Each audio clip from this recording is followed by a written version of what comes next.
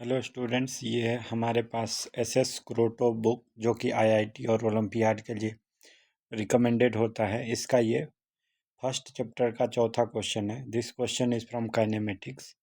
इसमें हम रीड करेंगे, a point mass start moving in a straight line with a constant acceleration a at a time t1 after the beginning of motion the acceleration changes sign remaining the same in magnitude. यानी कि क्या बोल रहा है कि एक time t1 के बाद में एक्सेलरेशन अपना साइन चेंज कर लेता है। यानी अगर एक तरफ जा रहा था तो वो अपोजिट डायरेक्शन का हो जाएगा, यानी कि ए था तो माइनस ए हो जाएगा, बाकी चूंकि इसका मैग्नीट्यूड सेम है। अब कह रहा है कि determine the time T from beginning of motion, यानी स्टार्ट पॉइंट से कह रहा है कि वो टाइम बताओ in which the point mass returns to its initial position, यानी जिस पॉइंट से स्टार्ट किया था उसी पॉइंट पे आ जाएगा, ऐसा बोल रहे हैं। तो हम सिंपल यहाँ पे देख रहे हैं, ठीक है। तो इस क्वेश्चन को बनाने के लिए हम देख रहे हैं कि अगर ये ग्राफ मेथड जो है ये बहुत ही आसान पड़ेगा।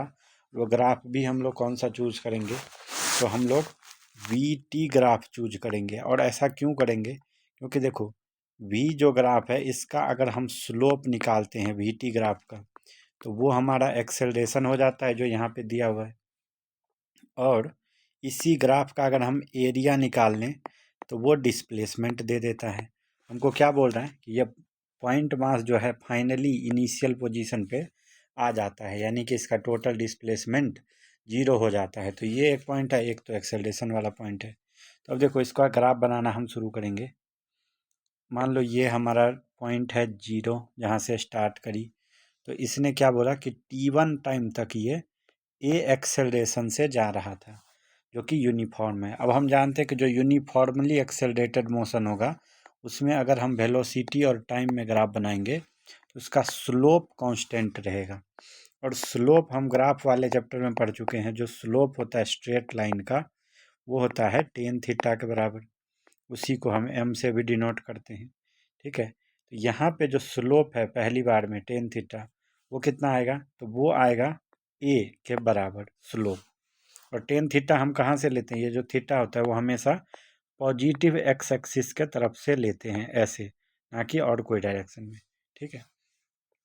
तो अब देखो ये जीरो से लेके t1 तक में एक ग्राफ बनेगा ये, ठीक है। यहाँ पे स्लोप कितना होगा इसका, अगर ये थीटा एंगल है तो जो स्लोप है टेन थीटा उसका माना जाएगा ए के बराबर।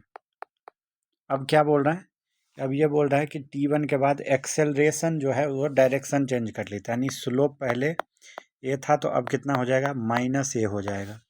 अब माइनस ए हो जाएगा यानी कि एक्स पॉजिटिव एक्स एक्सिस से कितना एंगल, तो देखो जब टेन थीटा ए था तो हम जानते हैं कि टेन पाई माइनस थीटा, यानी कि जब ऑब्टूस एंगल होगा वो होगा माइनस ए के बराबर, यानी कि अब ये नीचे की तरफ जाने लगेगा, ऐसा ग्राफ बनेगा इसका। क्योंकि ये वाला एंगल क्योंकि पॉजिटिव एक्स डायरेक्शन से ये होना चाहिए पाई माइनस थीटा के बराबर। तो ये फिर कितना बचेगा, तो ये भी थीटा बचेगा, क्योंकि पूरा एंगल पाई होता है 180, ठीक है।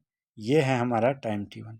अब हम जानते हैं कि जब ये जीरो से t1 तक गया तो ये जो भी था ये पॉइंट, अब जब एक्सेलरेशन उल्टा डायरेक्शन में लगने लगा जबकि डीसेलरेट होने लगता है तो क्या होता है कि वेलोसिटी एक पॉइंट पे आके जीरो हो जाएगा।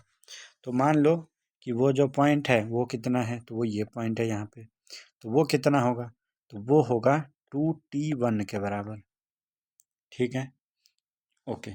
क्योंकि ये हाइट सेम है और यहाँ से ये वाला टाइम है t1 और ये वाला जो टाइम हम देख रहे हैं वो है अपना फिर से ये t1 लगेगा जिसमें पहले कुछ वेलोसिटी अगर इसने अटेंड करा था, मान लो ये v0, तो यहाँ से फिर फाइनली इस पॉइंट पे आके हो जाएगा जीरो।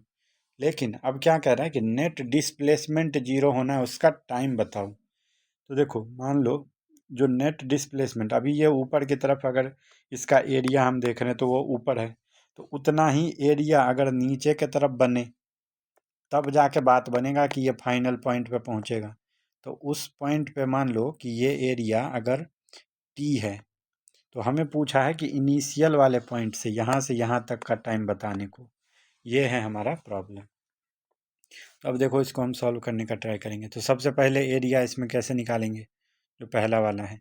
तो पहले वाले केस में जो एरिया है, तो ये अगर हम ये ऊपर ये वाला ट्राइंगल देखते हैं OAB, ठीक है। तो इसमें हमको एरिया लेने के लिए क्या देना पड़ेगा, OAB, ये वाला इसको C दे देते हैं। तो बेसिकली ये जो है हमारा OAC, तो इसके लिए हमको हाइट है और ये बेस है। तो बेस हमारा 2T1 के बराबर है, ठीक है। और हाइट कितना होगा, तो ये है अगर थीटा, ठीक है, ये वाला है T1। तो हम लिखेंगे टेन थीटा बराबर परपेंडिकुलर बाय बेस। बेस कितना है T1, ठीक है। टेन थीटा का मान कितना था A, तो परपेंडिकुलर का मान कितना हो गया, तो ये एक, तो ये जो हमारा मान है वो आ जाएगा टेन थीटा बराबर P/T1। तो टेन थीटा का मान हमने A रख दिया, तो P बराबर हो जाएगा A/T1। ये आ गया परपेंडिकुलर का मान। बेस हमको पता है टोटल है 2T1, ठीक है।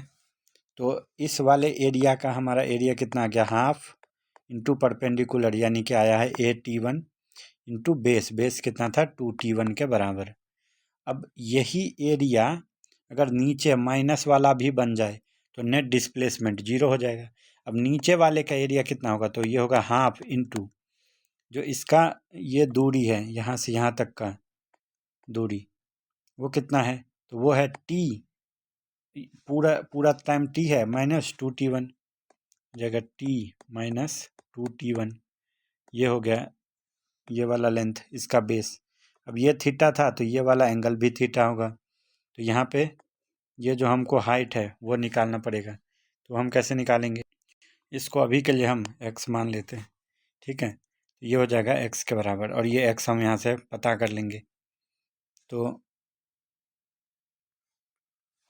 हम यहाँ पे लिख सकते हैं कि जो है हाफ इंटू 2T1 इंटू पहला एरिया लिख रहे हैं यहाँ पे T1 into A is equal to half into x into जो भी ये हमारा टाइम है, वो टाइम हमने निकाला है यहाँ पे T -2T1।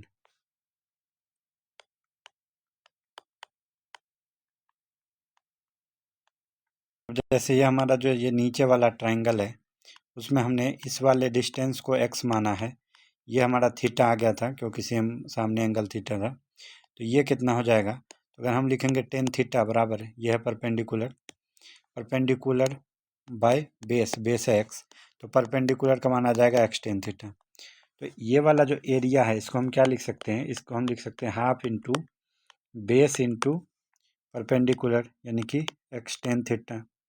यहाँ से 2 कट गया, तो a इंटू T1 का square is equal to half into x square tan theta. Tan theta का मान कितना था a, तो a से a चला गया।